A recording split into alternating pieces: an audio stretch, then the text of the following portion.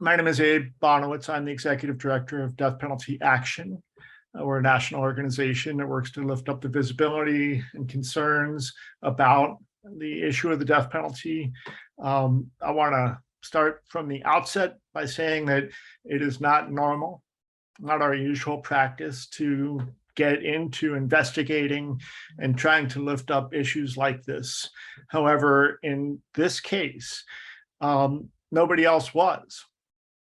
We are going to hear later from people with the Joyous Jones campaign and the Rodney Reed campaign and the Melissa Lucio campaign, where people were invested for years to try to lift up the visibility. People made movies. And in this case, that hasn't happened. And there's reasons for that. And there's questions. We are not prepared to say today that Cosul is innocent. What we are here to say is that there's some real questions, and you're going to hear from people today who didn't come into this thinking that innocence was an issue. But when they started looking into it, they started to have questions. And that's what we're asking you to look at too. What are the questions and what are the answers? And can we trust the government to tell the truth? That's the biggest question that we should all be asking right now. And for us as citizens, what if we got it wrong? So before we start, we want to remember the victim, in this case, Sarah Walker. And from the get-go, from the moment that he learned about the murder of his daughter, Joe Walker forgave. Joe Walker talked about forgiveness. He prayed about forgiveness. There's evidence of this from his church. And we're going to show you a quick video that was created, not by us, not our video, but the Knights of Columbus, a Catholic organization, produced this video that we're going to show you, and then we're going to get on with our speakers. So again, thank you for joining us. Welcome. And Nate, let's run that video.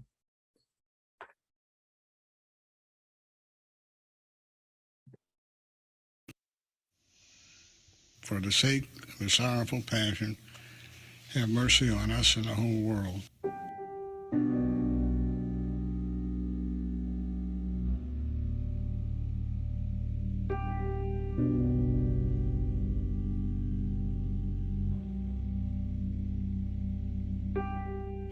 Sarah was wonderful. She really was. She had a very outgoing personality, a very happy personality. She just had a strong lust for life. She really liked everybody. She was very successful. She dressed and looked like $1 million. We did a lot of things together, and we just had fun together, whether it was boats and up on the lakes. One day I was in confession in Commerce, and I come home, there's a note on my door, and there's a note, call the police. So I called the police, and they come over and told me that what happened to Sarah. And I'm a pretty hard person, and it's hard, but I broke down and cried. But my wife, Carol, Sarah's mother, Sarah was murdered.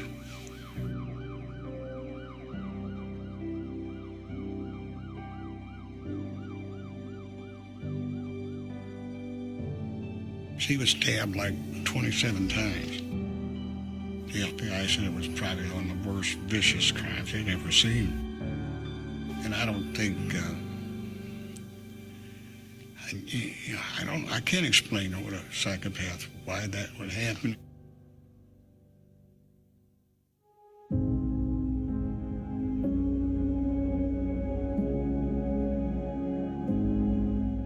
His name is Kosoul Chanthakoummane. He's on death row. Once you're on death row, you don't get off, and that's the way it is in Texas.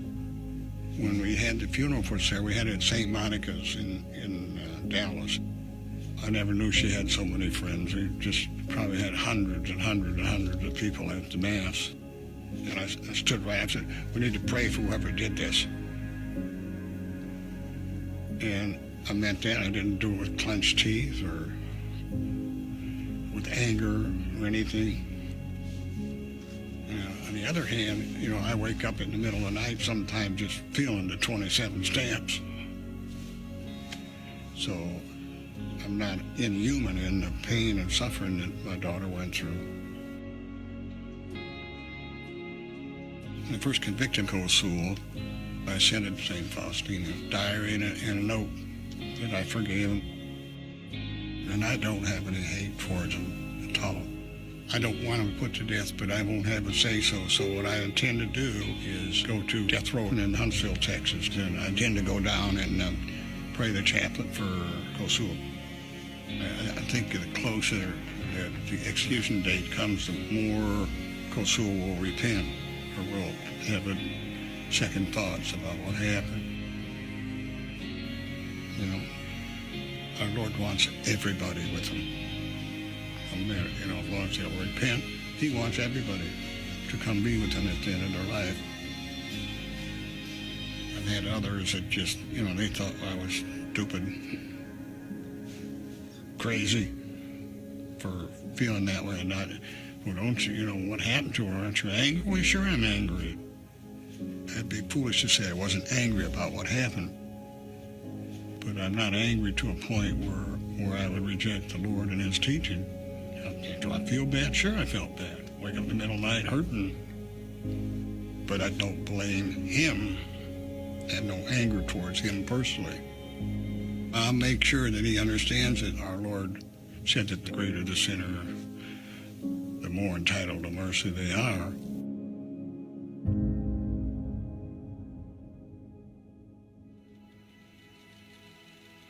I believe in that, and I trust in it. Divine mercy, and I trust in the Lord. The first time that I started reading the diary, I just couldn't put it down, and I think I probably read it 100 times. As you read the diary and you read all the things that in her talks back and forth with our Lord, it all has to do with love and mercy. All these things help solidify my belief in divine mercy. I think if you were to talk to people in the parish here, I've converted a lot of them to divine mercy. I've probably given them away over 500 in St. Faustina diary, and probably 10,000 of those 8x10 pictures of divine mercy. If I get them to read the diary, it gives me a chance to start talking to them more. I still pray the chaplet every day. I pray for Cosul every day. If you look at divine mercy, what it's done, it brought so many people back.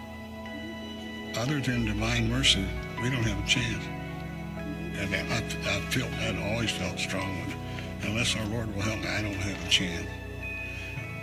But John Paul said, apart from that, divine mercy, there's no hope for mankind.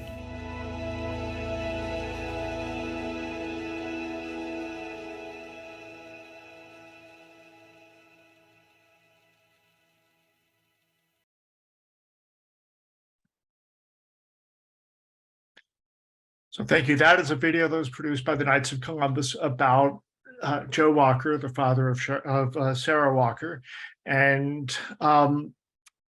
people are talking about that. This is the second execution in the United States where the victim family has actually advocated and asked the government, do not execute in our names. Do not besmirch the memory of our loved one with another killing and create a whole nother set of victim families. Now, we can't prove beyond a shadow of a doubt that Joe Walker opposed this execution. We know he opposed the execution. We can't prove that he actually had concerns about the guilt of Cosul. But our first guest is Linda Snyder, who was present, and she'll tell us where she was. And she heard him actually say he was concerned about the doubts in this case. Linda? Hi. Yes, I was at Cosul's hearing. I believe it was in 2018 that he had a rehearing in Dallas or in McKinney, Texas. And this man approached me outside of the courtroom and he said, you know, are you a friend of Cosul's? And I said, yes, I am. I said, I've been seeing him since 2014. And he said, well, I don't know that he's truly guilty, but if he is, he said, I forgive him. But he said, I have a lot of doubt. And I said, what do you mean you have a lot of doubt? I said, who are you? And he said, I'm Joe Walker. He said, I'm Sarah Walker's father.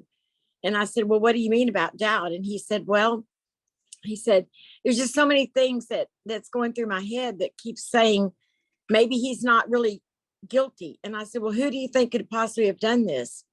He said, well, I thought her husband may have done it. They had a divorce. And he said, I really felt that maybe, he had something to do with it because he was really strong with the police force. He knew a lot of people at a lot of ends with the police people. And he said, and I just don't know. I don't know what to think. And he said, I don't want this young man to die anyway. Even if he is guilty, I don't want him to die. But he said, I just don't know if he's truly, truly guilty. And I said, well, where is are you still friends with her husband? And he said, no. He said, right after the funeral, he left and he went away. And he said, I don't know where he's at or anything. He's never contacted me. And I said, that seems strange to me. And he said, it does to me too. But he said, I don't know what to do about it. Well, we talked with the attorneys about it at that day after we had the first day we went to lunch, and they didn't seem to be too concerned about it. So I don't know. It's been bothering me all this time. It's really bothered me. And when Allie and I got to know Allie, we sat down and talked about it. And I said, you know what? I said, I got to tell you what Joe Walker said. Cause I said, I've never really talked to anyone else about it because his attorneys didn't want to listen to me. So I'm telling y'all now, I did talk with the man and he did seem very, very serious about everything. I wish he was still alive today because I'm sure he would tell you the same thing. Thank you, Linda. And I don't want to give out Linda's contact information on this. We're broadcasting it. We're going to be making it public. It is public on our Facebook page right now. But if any reporters want to speak with Linda directly, she lives in the Houston area. Is that correct? That's correct. And I'll be happy to make a connection for you. You can reach me at abe@deathpenaltyaction.org. Thanks so much, Linda. We really appreciate it. Thank you, Abe. Thank you. Of course, and we love that you brought your kitty with you. My cat wants to be at every show. Next, we're going to hear a message from Cosul himself. He made this recording with Allie Sullivan, who we'll be hearing from shortly. And also this theme, this question about attorneys being concerned and really doing their full job is something we're going to be talking about in a few minutes. But first, here's a message from Cosul.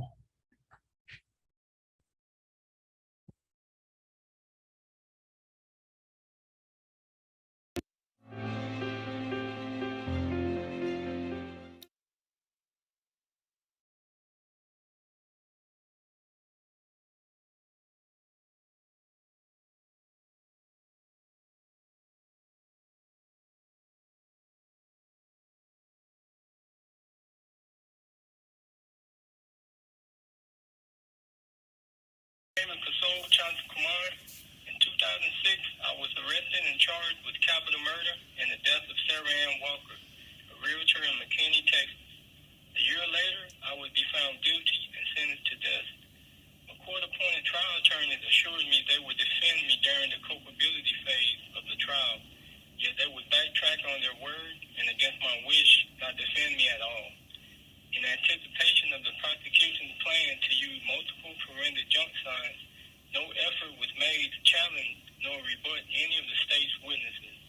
As a result of their failures, what the state has alleged and theorized has since become the accepted narrative of this case against me, however false it may be.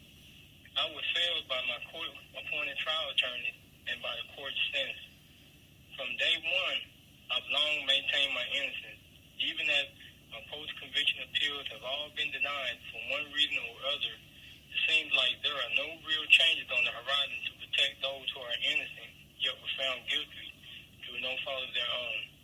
Even as the evidence used to convict me mixed DNA, bite mark evidence, and forensic hypnosis are deeply flawed. The totality of these junk science evidence are what the state relied on to wrongfully convict me, in which I now face the prospect of being executed for. When false testimony has proven to be essentially a lie, how can the questionable evidence associated with it be trusted?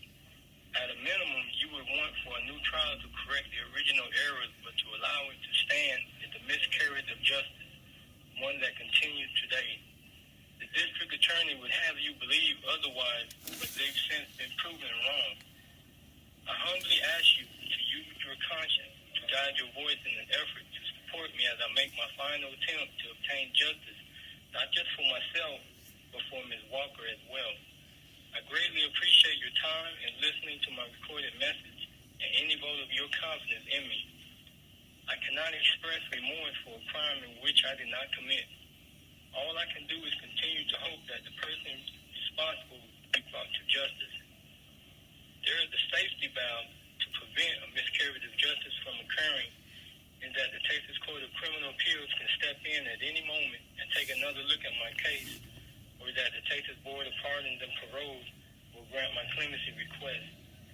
I am grateful to all who have signed my petition and have supported death penalty action to assist me. My heart has always went out to Sarah Ann Walker and her family. I pray for them each day and will continue to do so for as long as life is in me.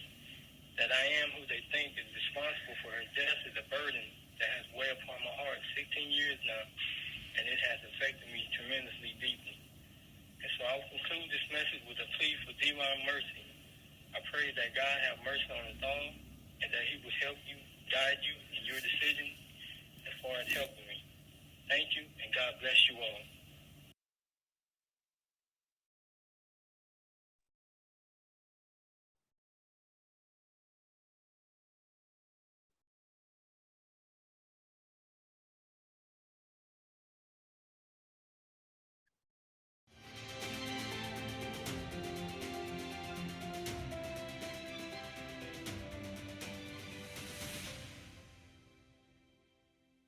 Okay, so I'm sharing now the screen on our webpage, deathpenaltyaction.org/Cosul. I put that link in the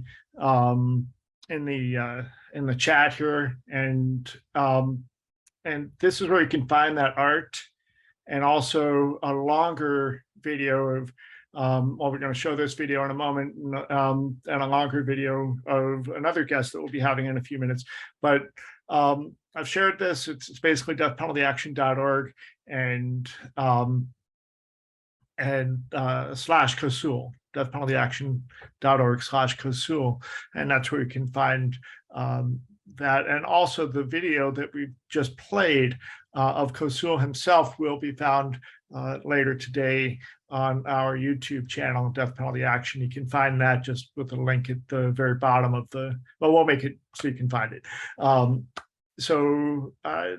Next is Charles Keith, who is the Impacted Communities Liaison for Death Penalty Action. He comes at this from a place of knowing what it is to be days away from the execution of your loved one, guilty or innocent.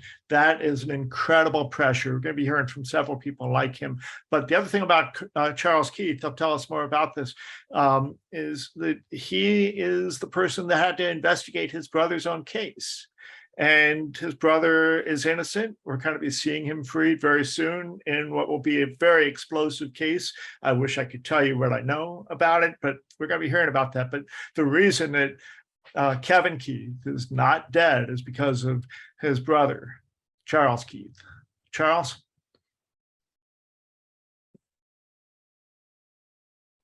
Thanks, Abe. I'd like to thank everybody for having me here. I wish we could be here under different circumstances, but I'm not new to this. I've been doing this for 30 years. So, I would have to consider myself, and I hope you would consider me a professional also. I've been reading lawyers' work. I've been watching lawyers. So, there's a lot of experience that I have with them, with court documents and so on and so forth. And reading Mr. Cosul's stuff, I was flabbergasted when I saw the sketch. I was like, that could fit anybody. I couldn't tell what nationality that person was. I mean, that literally just threw me away. And I says, this almost reminds me of my brother's case, where they tried to, how they identified him. If you'll see, they said it was a large black man. As you'll see, you can't even see Kevin Keith's face. I'll bring it all the way to the camera and you still can't even see his face. But these are some of the shenanigans that they use to convict people. They say, well, you want to pick out the guy. Now here's my finger and I'm holding it like this. It's a large black man. And there is your large black man. The eyes goes to the finger. So you have to watch the shenanigans and little games that they play. All these men are positioned equally. But when you look at my brother in the center, you can't even pick his face. I'm like, come on, criminal justice system. I could not believe that when I got it. When it came out, my brother was arrested the same day that President Clinton came out with his crime bill. My brother's case was mentioned along with that crime bill. So I know it had presidential influence. My brother's goose was cooked. And I knew that. I says, look how they're setting all this up to convict this innocent man. As I saw with Mr. Cosul, especially when I saw his attorney, when I saw the fact that his attorney stated that Mr. Cosul admitted, the attorney said that he admitted to stabbing Mr. Walker. Mr. Cosul said he didn't say that.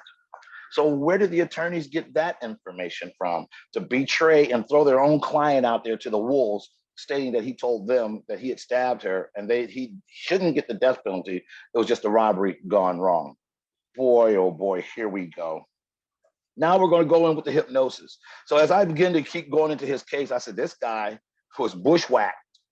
Here we come in with a guy that can hypnotize people and make them remember things. Well, I'd say I'd have to take that guy and put him in the United States government. He's got to be a genius. I couldn't wait for him to get to some people to hypnotize them and make them remember some really important stuff.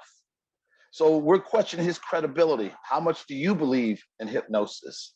But this is a man sitting on death row because somebody hypnotized somebody and they came up with a sketch and they pointed to a guy. Now, did they have a right to bring in Mr. Cosul? Probably.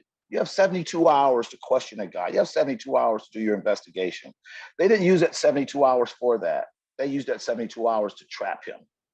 They crossed him up.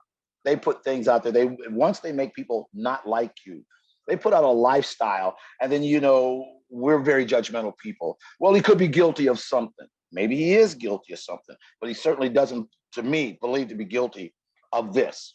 They said that there was DNA under the fingernails. Well, going back to an article in the Atlantic magazine where they were talking about Mr. John Parsons and Kevin Keith, where the forensic scientists got everything wrong and landed these two men, not to mention others, on death row. So to say that they would not do that, it's far-fetched. I says, well, there should be some scars, some scratches on Mr. Cosul if she scratched him. Well, what if they healed? Are you trying to tell me we can put a man on the moon and we can't recognize a fresh mark of skin? I couldn't believe that. It was just too much doubt. And then when you're going in to look at and talk to this guy's family, he only had his mother and father. He has his sister and he has a nephew. So he doesn't have a big, strong family support. And they took advantage of that too. They know that he didn't have that strong family support, or you would have probably heard from him a lot more by now. There was a judge that was quoted that most people on death row don't have family members that love them that way. Usually when you get on death row, it becomes so difficult. It becomes so heartbreaking. It's not the fact that you don't love your loved one. It's that you have to kill them off in your mind because it's killing you. And if you don't learn to separate from that horrific thing that's going on in your mind, it would actually kill you, especially as you're looming closer and closer and closer to those execution dates. My family went within 13 days of my brother being executed. I saw how it was breaking down the family. I saw the panic on everybody's face. I saw the silence. I saw everything. But in our minds, Kevin was already dead. That was the only way that we could face the execution, was have them execute a man that had already died in our hearts and mind. That was the only way that we would be able to survive something like that. This is a horrible thing, and how can we speak of justice if we have the wrong man? Isn't anybody concerned about that? You have to think about what is justice, and it has to be the right man. And to see the shenanigans and the little underhandedness and the things that the prosecutors do to get their convictions, and I'll put it to you bluntly, they lie. They lie. And now you have to come in as an honest attorney and figure out, how can I honestly win this case? How can I honestly get it back into court? You can't, because you can't get past the lies. Everybody's going to gravitate to those lies because that's what's going to stick in people's minds. They put that stuff out there purposely to stick in your mind. And they'll tell you, well, you can't get past this. You can't get past that. And you can't get past that. No, because those are the lies. There never was an investigation in this case. I've read too many cases, and I would not be in here in support of Mr. Cosul if I didn't see all these doubts, all this crap is what I'm going to have to call it. And here we go again, the state of Texas. Your bucket of crap is starting to fill up. You've got the Melissa Lucio case, you've got the Rodney Reed case, and I'm going to have to throw the Kosoul case in there, Kosoul Chanthakoummane. I'm going to have to throw that in there too, because for Sarah Walker, this is not justice. I did not see justice. When you have a guy for the death penalty, I've always heard him say, well, do they have him hook, line, and sinker? No.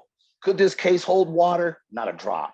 So how did this man end up on death row with just weeks, days to be executed? So now we're pleading to the people, not the so much educated, because they're not going to read. We know people are not going to sit here and read tons and piles of paperwork. So we're bringing you that message. Go in and look at some of the stuff. If you doubt anything that we say, in order for me to help my brother, I had to make people not prove that I was right. They were out there trying to prove that I was wrong. And trying to prove that I was wrong, they read every document. And now I have documents, an affidavit from Ted Strickland, the ex-governor of the state of Ohio, in favor of my brother. Affidavit. This is the man that saved my brother 13 days before his execution. So there it is, the affidavit of Governor Ted Strickland. The attorney generals that were involved in that case, Jim Petro, Lee Fisher. Here's a document, Amicus Curiae, in support of my brother. Now, these were the people that were involved in that criminal justice system saying, hey, we got it wrong. And these are good men because they come out and put this stuff on paper, on document. And they stood not with Kevin Keith, but they stood with innocence, and they stood accountable for their jobs. So I have all kinds of affidavits. I have all that stuff. So, you know, it has put a smile on my face to know that they come forth and it saved my brother's life. It has empowered me and give me the strength and the voice to now go out and help others. So I know I cannot get a lot of these officials, the governor or the attorney general. So I'm out here to speak, and I hope that I can get their attention. I'm hoping that at this point, I have some type of credibility. 30 years is no joke. And I'm hoping that something that we've said and done can help at least stay, reinvestigate, at least get a new trial for Mr. Cosul.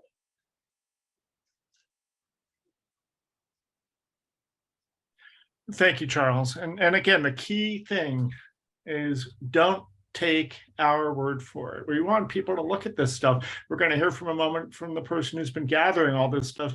And again, this is not what we normally do, but there, you have a link to this in the press release. It's linked from the petition that we have.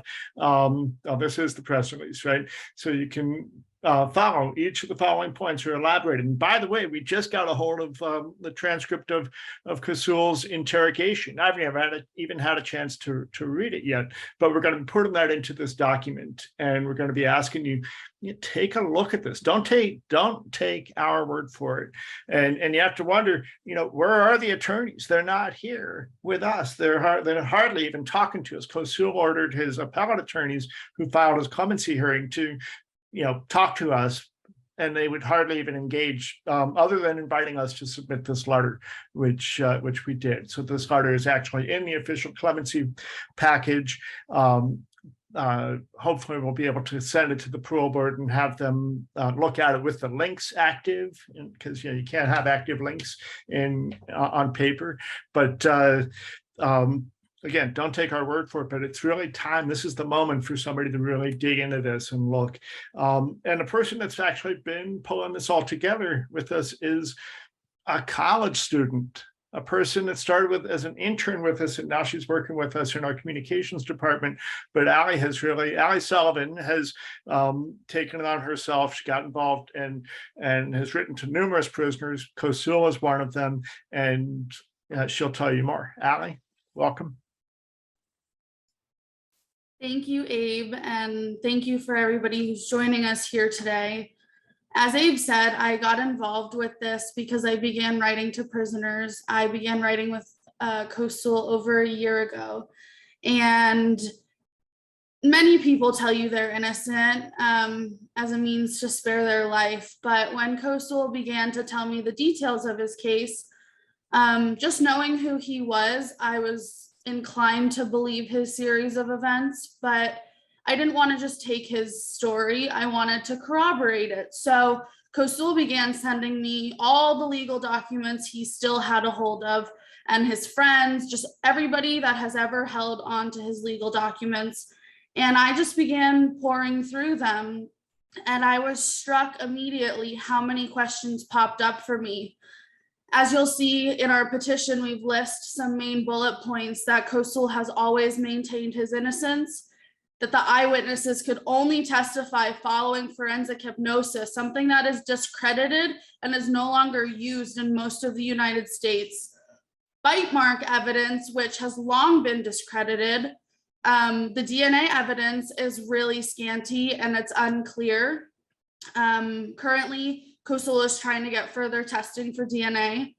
There is another viable suspect in this case, as Linda Snyder was on here earlier discussing the doubt that Mr. Walker raised about Randy Tate, Sarah Walker's ex-husband. And there's a level of racial discrimination in this case. After reading through all these documents, pouring through the reports, pouring through the legal records, I do not think that the state of Texas, as Charles said, got the case hook, line, and sinker.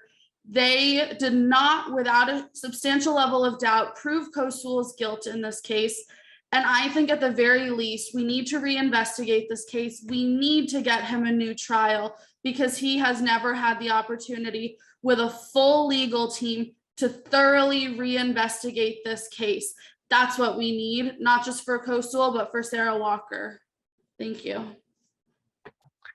Hashtag too much doubt. There's too much doubt in this case for us to go to an execution. And I want to be clear, death penalty action opposes all executions. You'll see us outside of prisons and supporting activists around the country outside of prisons, guilty or innocent. And this is not the sort of thing that we do. But when Allie, and also we're going to hear from a few minutes from Cantor Mike Zusman, who's on our board of advisors, he writes to every single person on behalf of the group that he and I co-founded, L'Chaim, Jews Against the Death Penalty. Mike just writes to everyone to offer them some spiritual guidance and companionship. Even though very few people on death row are Jews, he reaches out and does this, and he too, he'll tell you. So there's too much doubt. We're asking people to look at it. That's why we're here. One of the things that is also unique, well, not unique, is that, apparently the lawyers never talked to Cosul's family. And now we're going to hear from Cosul's sister, who can't be with us in person. And this is a real struggle. We only connected with them a couple of weeks ago, and it took repeated calls and following up and to just try to get them to connect and get with us to create these videos that we're going to see. Nate, let's run Monica's videos.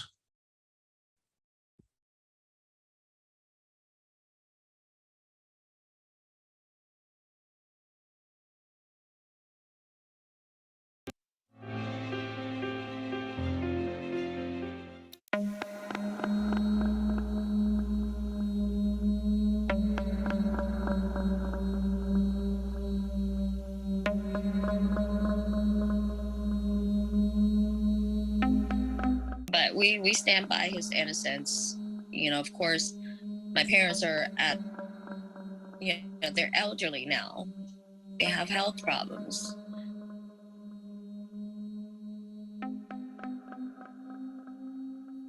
I mean, if they would have said, hey, Monica, can you be here at court, for your brother in case we have any questioning? There was none of that after the case was closed in McKinney initially, when Stephen Myers told me that the case had been closed and that it was too late for me to give my statement, and we would have to wait until the next opportunity through my brother's process, I think that they were in a rush. I feel like they needed to pinpoint someone, and they had my brother as a scapegoat to answer to the family. But we got the guy that killed that we think. They had to answer to the family. They had to find answers. And basically what I feel is they pinpoint my brother. They used him as a scapegoat.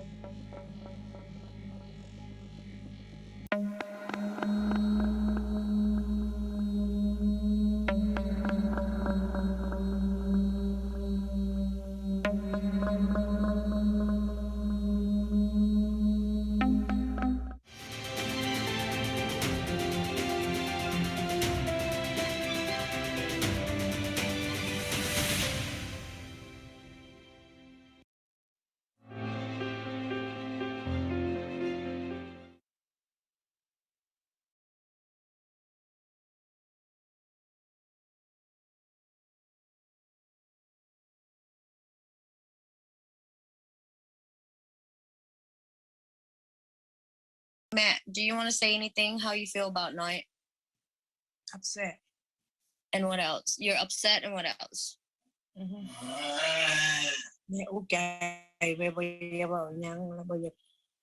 Mom, it stresses mom out, and you know, she doesn't really like to speak on it. Yeah, so I've basically been the one mom doesn't believe that he did it. She stands by his innocence. She has more questions. We have more questions, you know, just like everyone else has questions. We're trying to connect everything to make it make sense, but it doesn't make sense.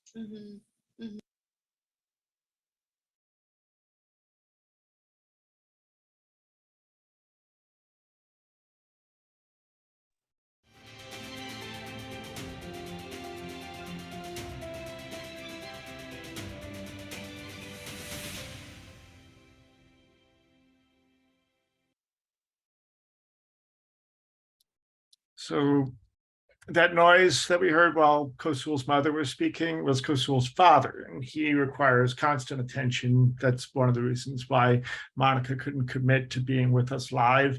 But Kosul's parents were refugees from Laos and came at the time of Vietnam. And our next guest might address a little bit of that, but actually in the video that I showed you on deathpenaltyaction.org/Cosul, it's a 15-minute video in which Lindsay gets into a lot of the issues around that and Asian American community. So, welcome, Lindsay, a friend of Cosul's, the curator of the art that we saw earlier, and she's going to tell us more.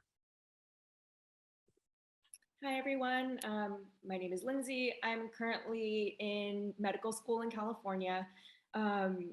As Abe mentioned, I did give some information about the U.S. secret war in Laos and just the fallout from the Vietnam War in that country. I will spare you at this time because I don't think I'll be able to do it justice while maintaining the brevity that I should be keeping for this, but I do encourage you to look at that. But I met Cosul through the Death Row Support Project in 2016. And honestly, what impressed me about him, it's honestly been his faith and how much he cares about the people in his life. Despite being on death row, he has supported me through all of my comparatively small problems without ever making me feel like my problems were actually small. And even with our friendship and knowing him as a person, it didn't even occur to me that he might be innocent when we met. So when he mentioned it, I wanted to know. I started looking at the evidence against Cosul, and I found myself with more questions than answers, despite searching for as much information on the case and as many court documents as possible. Some of the questions I still have are, one, if Cosul didn't know Miss Walker but he committed such a gruesome murder all just to steal a watch and a ring. And then they never found the watch and the ring he supposedly killed her for. I don't understand how that adds up into any kind of compelling picture. Two, if there was another Asian man who fit the description and who had a car that matched the description, why wasn't he investigated further then? He doesn't sound like a black male. Cosul is not a black male. And so I struggle to understand what that means or how that could even be used as justification. Three, I have a lot of questions about the DNA that was supposedly the linchpin of this case. If I couldn't understand much of what was said, despite being like a medical student with a science background, how could we have expected the jury to understand, especially when most people don't understand that DNA? I'm sorry, I noticed that it flickered for me. Did I freeze? We can still hear you, but let's try turning your camera on again and see if. Okay.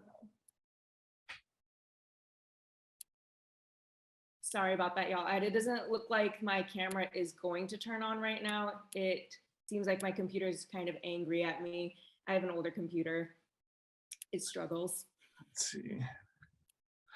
Go ahead and continue talking, and I'm going to see if I can do something here. We're going to invite you to be a co-host, and that should that may allow you to turn your camera on. No, I think it's actually just that my computer is overheating right now. Okay, well then continue speaking, and we've got you. Okay, sorry about that. But I do have a lot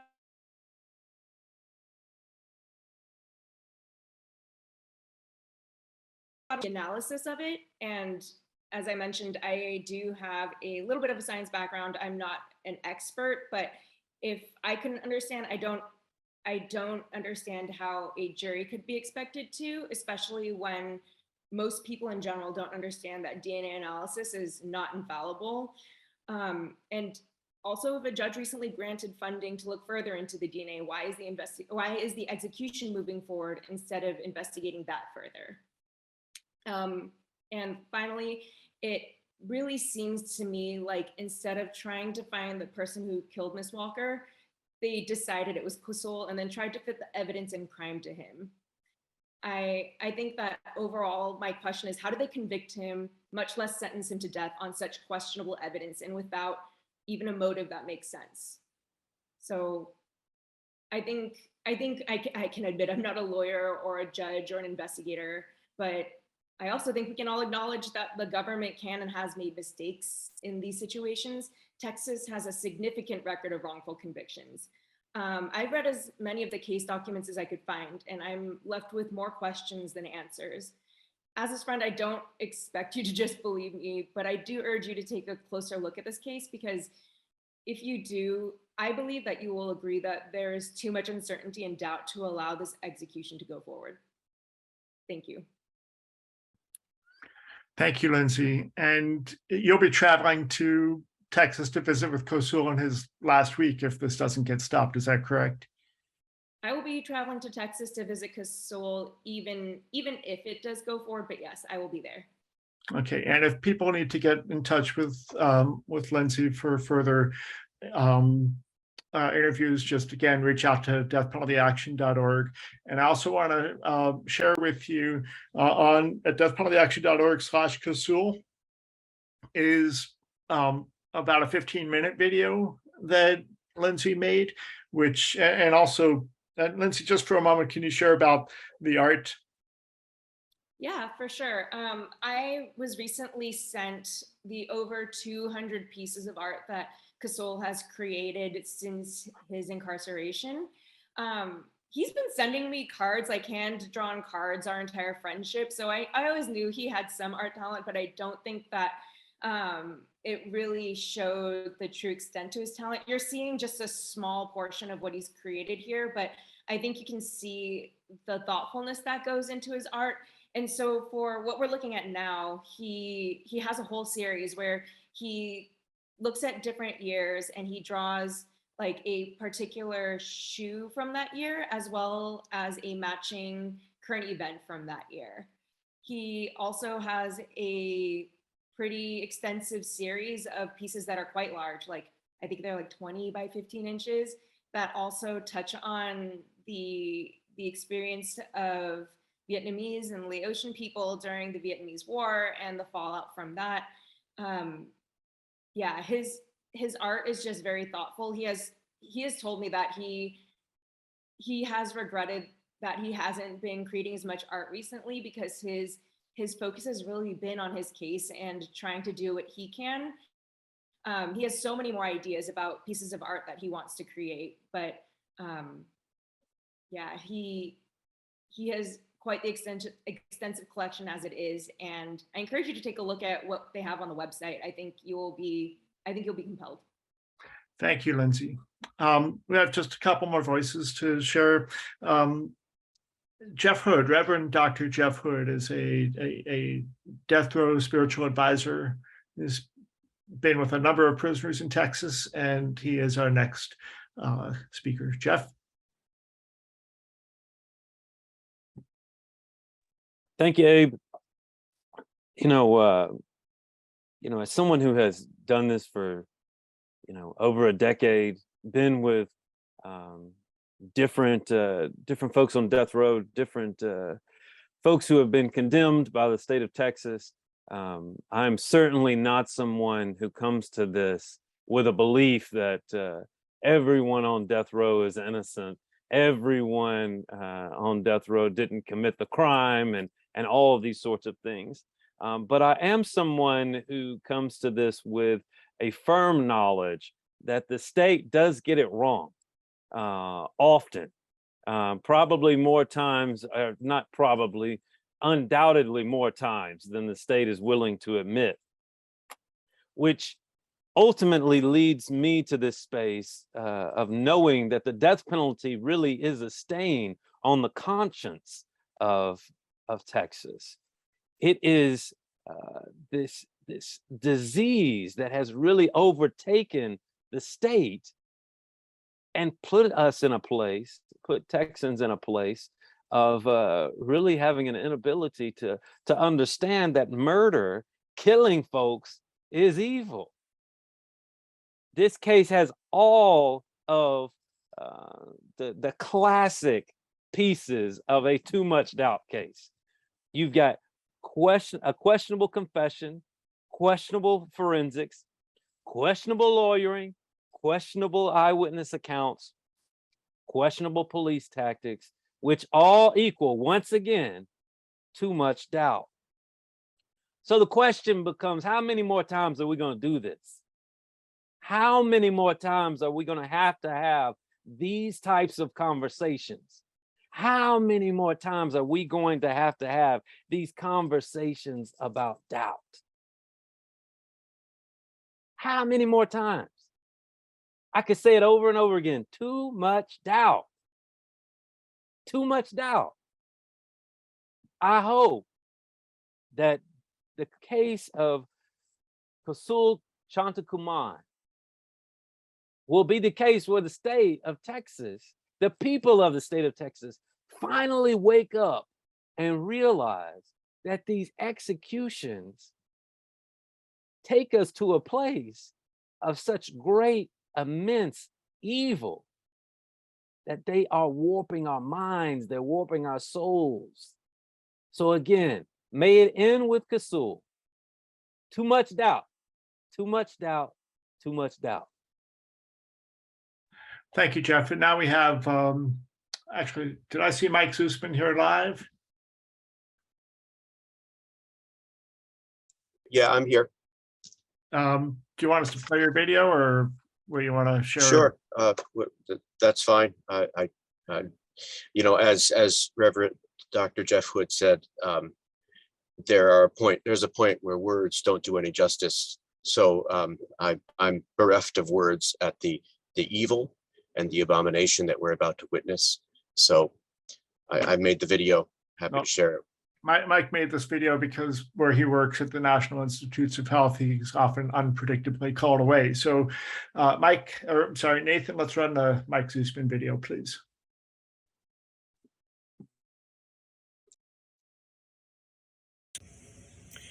Shalom Aleichem, peace unto you. Cantor Michael Zusman, chaplain with L'chaim, Jews Against the Death Penalty and Death Penalty Action. This clemency video is to beg for the life of our pen pal and friend Kosoul Chanthakoummane, with whom we have been in touch for years now. All these letters are from Cosul, and he has been a copious and faithful pen pal with me. Many of my pen pals say that they're innocent. I don't believe all of them. There are many that I believe are guilty. Cosul, like Melissa Lucio, is one of those. I personally believe that he did not commit the crime that led to him being on death row. May the beloved memory of Sarah Walker, his alleged victim, be an everlasting blessing, and may the wishes of Sarah Walker's father of blessed memory, Joe Walker, that Cosul nor anyone be killed and put to death for the killing of his beloved daughter, be honored. You can imagine the psychological torture of having a date with death. Albert Camus wrote about that. It's heightened when a person is innocent.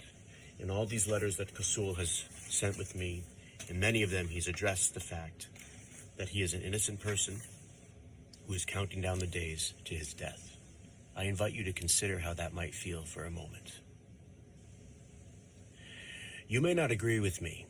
You may feel that he is guilty, and yet you too may harbor some doubt.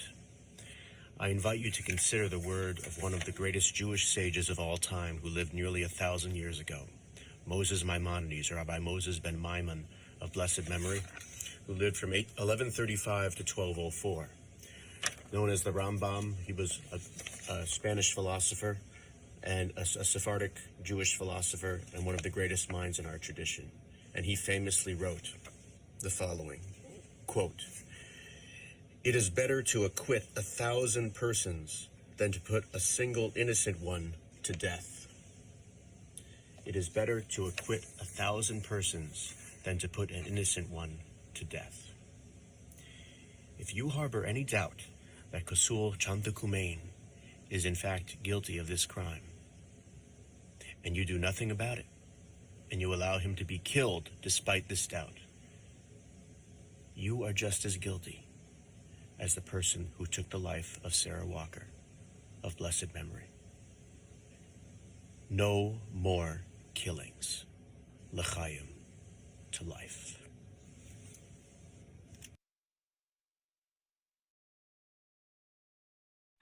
Thank you, Mike. And now I want to introduce Antoinette Jones and Madeline Jones are here. They also have had this experience of coming down within hours of the execution of their loved one, who we all believe is innocent. He's still in prison in Oklahoma, but they commuted his sentence just in November. It was just a few months ago. But Antoinette and Madeline, will you come and share for a moment? Good morning, everybody. I'd like to introduce my mother, Madeline Davis Jones. Hello, everyone. Listening to the article and everything, it leaves me, my spirit broken, because if there is just a little bit of doubt, and I have to speak out, because like it said, if I don't say anything, then I'm just as guilty. But I pray for, I can't pronounce his name, the young man. Someone said Chris, I guess that's a nickname. It's Cosul. Cosul. And it's very long. But I pray for him and so many others. And I pray that the parole board, the governor of Texas, if there's just a little bit of doubt, and they should give him another trial. There should be another trial, because I have an emptiness. And just listening and looking at the articles, and I'm one of those persons, I have to search and do my homework. Nothing fits. There's not a good picture of the young man. There's no evidence, DA. It's just hearsay. And we have to get it right. And if the parents, we need justice for Sarah, just like we need justice for him. And I can imagine what the mother and father is going through, because it works on our health and everything. But there's just not, it's just too much doubt. So I agree with everyone. And whatever I can do, because I'm constantly fighting on my knees and voicing my opinion. And I'm going to let Antoinette talk, but it's just too much doubt. And if we think about what our country, what America is founded on, the scales are unlevel. And this young man needs another trial, a fair trial. Thank you, thank you for giving me this opportunity. Yeah, so Abe, thank you for having us on here to the Kosoul Chanthakoummane. Am I saying it right? I think that's pretty close. Lindsay, is that right? Yeah, I want to just encourage the family to stay strong, speak what you want to happen. We want his freedom, but we also want him to be alive. It's the hardest part.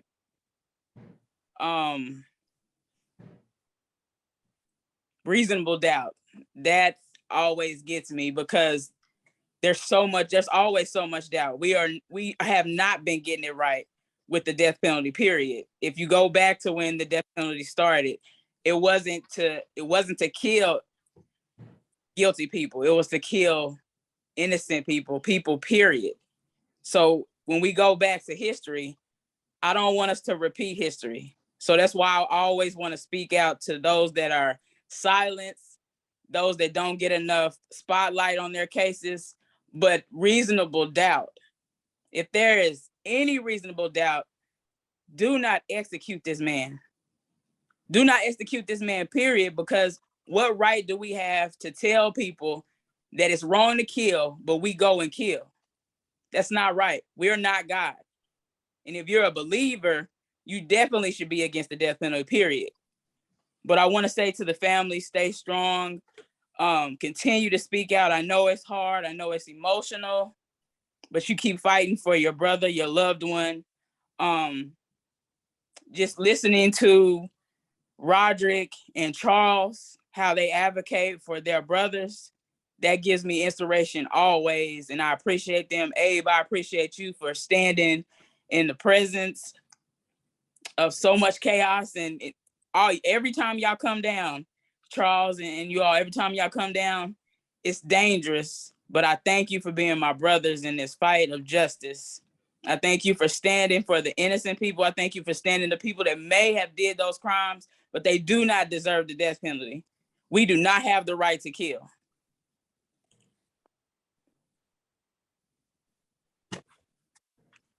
Thank you, Antoinette and Madeline, for making time to be with us today. And I know both of you took time out of your jobs to show up. We were waiting for John Lucio texted me to say he's stuck with his granddaughter. He's asked his brother Bobby Lucio to join us and to share a bit of their experience coming down again to days within the execution. We're still waiting for resolution in the Melissa Lucio case. So if one of them joins us, then we'll before we end, and then we'll bring them on. And also, we've been waiting for Roderick Reed to join us, who had planned to do so, and he too may have had something come up. But the bottom line, and maybe Charles can talk about this a little bit more, is just, because Charles has been very close, along with I, with all of these families. and we've worked very closely with John and very closely with Roderick in Texas to help them lift their voices in the face of the possible execution of their loved one. Charles?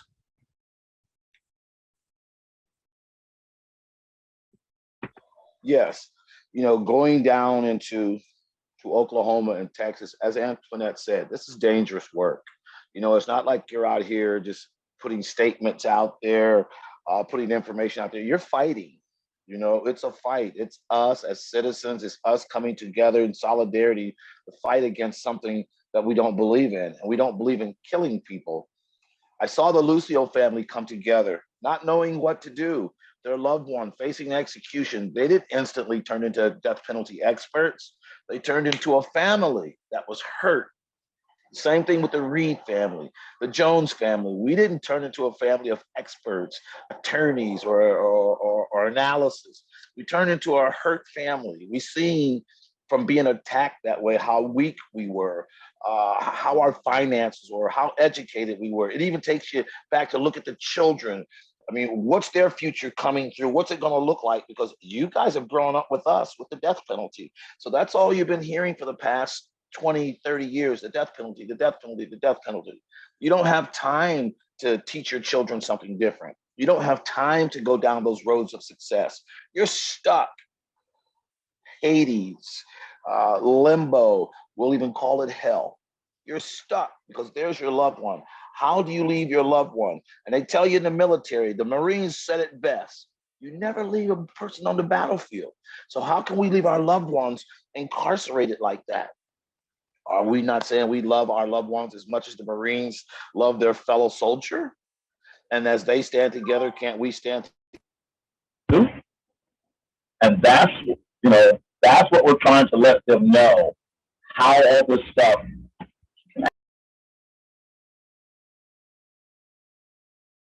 Sounds like Charles was having a little bit of technical difficulty there. I want to ask if anybody in the audience, any of the journalists that are here have questions for anybody. You can raise your hand. You can put it in the chat. And if you raise your hand, I can add you. I can bring you up as a panelist. And you can ask your question directly if you wish to join the panel and be on camera. Yeah, sorry I missed you there, Abe. Knocked it off.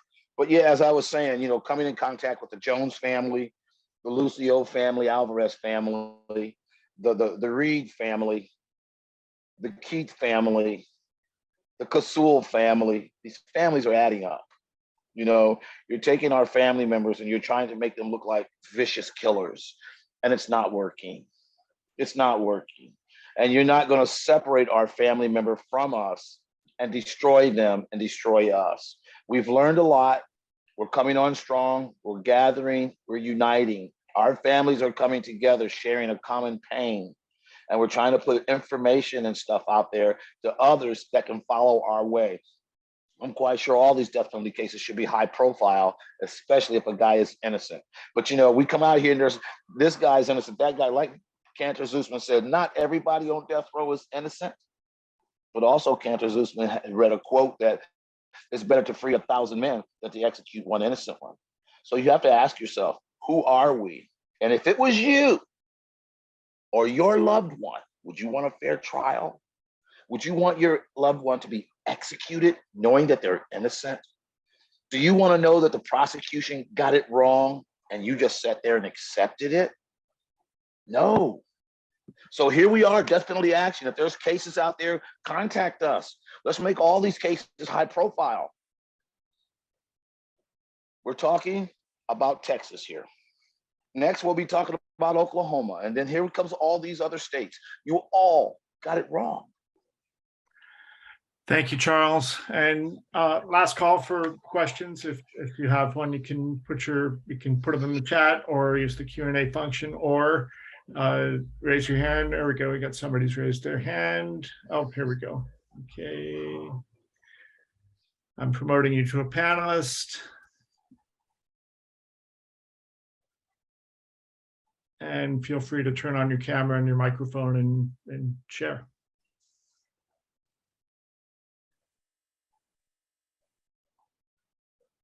Hold on. Hey, everybody. Hey, it's Miwana here. I just wanted to mention something. With Sorry, the Juana, can you introduce yourself? She's not a reporter. She's the sister-in-law of Rodney Reed. Yes, my name is Juana. I'm a family member of Rodney Reed, and I'm here today because I've been hearing about Cosul's case over several years now. And, you know, down to the wire, more information comes out. People start sharing more things, you know, to, you know, that hopefully, well, I mean, now it is what it is. So I'm not going to say all that stuff that that is on my mind to say, but I did want to say that I stand with the family, and also wanted to talk about the power of prayer and fasting. But that was one thing that was really, I feel, monumental for members of the family when it came to Melissa Lucio's case, and also when it came to what happened recently in Rodney's situation. And I know that there's not really much time, especially since we're getting down to the wire here, but the story of Esther in the Bible, and how Esther, her or the Jewish people were basically going to be like slaughtered by the evil Haman because he, you know, was jealous of Mordecai. And Esther and Mordecai, they came together to, you know, order this 3-day fast of no eating, no drinking, to save the plight of their people. And I would love for, you know, folks to gather around to do something like that, a 3-day, no water, no eating fast. Like, we wrestle not against flesh and blood. We're wrestling against these principalities, dark forces, and, you know, people who are in these high places who have allowed themselves to be impacted by these dark spiritual forces, which is why we have the death penalty, why we have people not caring about innocence, people being, you know, executed for things that they did not do. So that's what I wanted to propose, doing a 3-day, no water, no drinking, no eating fast, if you're healthy to do it. And if God is calling you to do it, since we're in, you know, these last moments right now where it's really, really counting, there is power in prayer and fasting. You know, in the Bible, it says that we're called, it's not if we fast, it's when we do fast. We are called to fast. So I wanted to ask people who feel called to do it, pray, ask God to put it on your heart, if you're healthy and well to do it, to pray on behalf and fast on behalf of, is it Cosul? Yes. Yes, on behalf of Cosul. Well, Juana, your leadership here is in suggesting this is inspirational. And Reverend Dr. Jeff Wood is offering to step up with you and help lead that. I you know, Jews do a Yom Kippur fast with no water and food for, you know, more than 24 hours.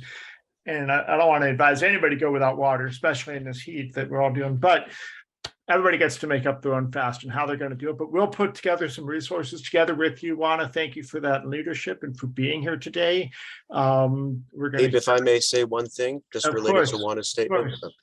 Juana, it happens that the 9th of Av, the Hebrew month of Av, Tisha B'Av, is the like Abe said, we have the Yom Kippur fast, but in the Jewish tradition, we also have the 9th of Av, which is a day of consummate mourning. It falls this year on August 6th in the evening to August 7th, when the majority of the Jewish world will be fasting for the destruction of the temples and for all of the various times when our people have been targeted.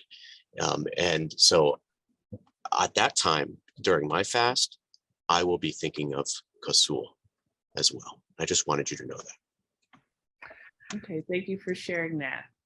It's powerful. I want to, you know, thank all of the people in the media who have come today, and, you know, we'll be sending out a link to this and also a synopsis of this as a video. All of our panelists, thank you for joining us today and being a part of this. You know, again, we don't take our word for it. We're asking the public, we're asking the media, we're asking government officials to make sure we've got it right. Because what if we've got it wrong? You know, this is just another poor person of color, refugee, immigrant, or is it? it's a human being. So we're grateful for your participation. We have 2 weeks from this evening to stop this execution. 2 weeks. It's going to take all of us. Thank you very much.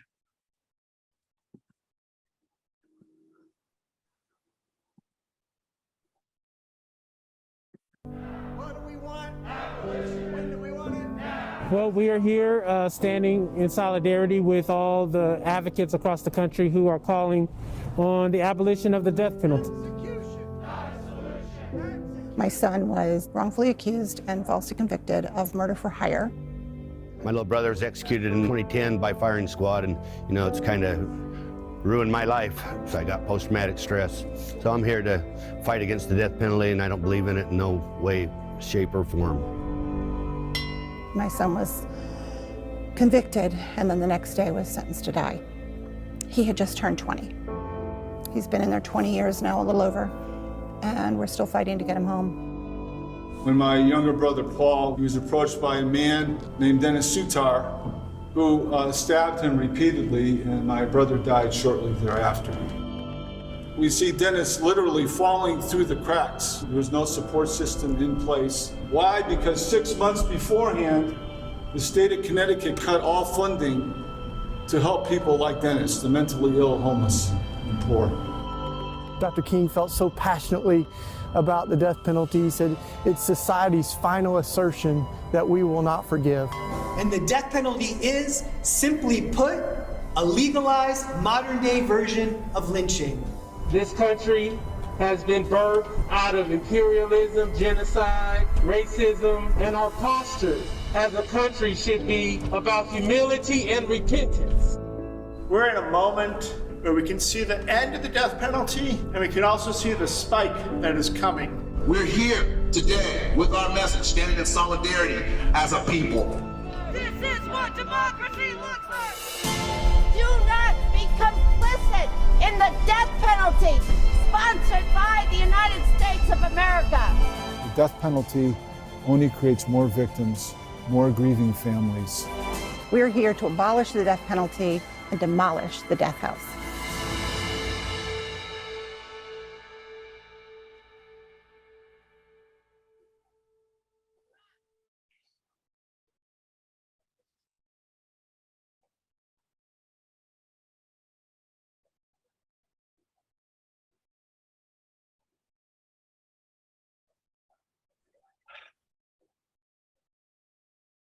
There's still some reporters on the line, so, be careful what you say, but not that anybody here would say anything that's not reportable, right? Thank you all. I'm just grateful that for the most part, our technology was smooth. And Madeline, thanks for jumping in the last minute. We're great. It's great to see you in your classroom there. I don't know. You wasn't supposed to see that. Well, we can see it, but we're just glad you're able to come and lend your voice. And Juana, is Juana still here? We need to connect. Yes, I'm still here. Okay, well, we're in a while we have you, we've been meeting every night at 9 o'clock Central Time. Our organizing meeting, and I'm going to send you a link, and Antoinette and Madeline, if you'd like to join that too, that'd be amazing. We're spending time figuring out how do we pull all this together, how do we get the word out, and we meet every single night. So if you want to join us tonight, if you can, and otherwise we'll be in touch, but I'll send you both a link to that, and let's figure that out. I love the idea of a fast. Jeff is going to volunteer to help coordinate and lead that along with you, Juana. And then maybe we even create a vigil space if it comes down to it, because, there is the possibility that Cosul has been granted funding for more testing. That's the situation. He's been granted funding for more testing. And now there's a motion that's going to be filed. If it hasn't been filed yet, it will be soon, to get a stay to allow the time to use the funding that the court has said you can have. So it could be that this gets put off, but until that happens and is not challenged by the state, we have to act as if 2 weeks from tonight we've got this execution. That's our situation. Yes, go ahead, Madeline.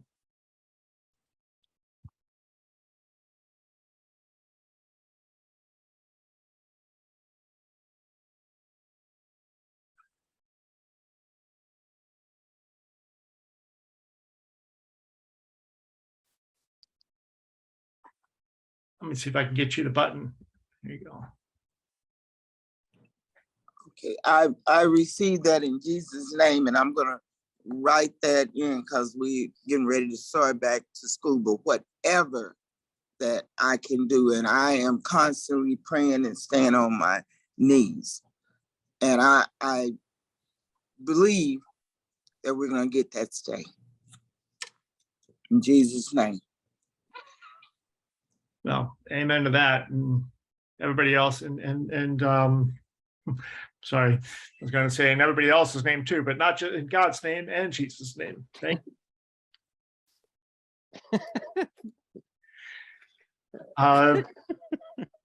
Anything else anybody wants to say at this point? Allie, we're waiting to see the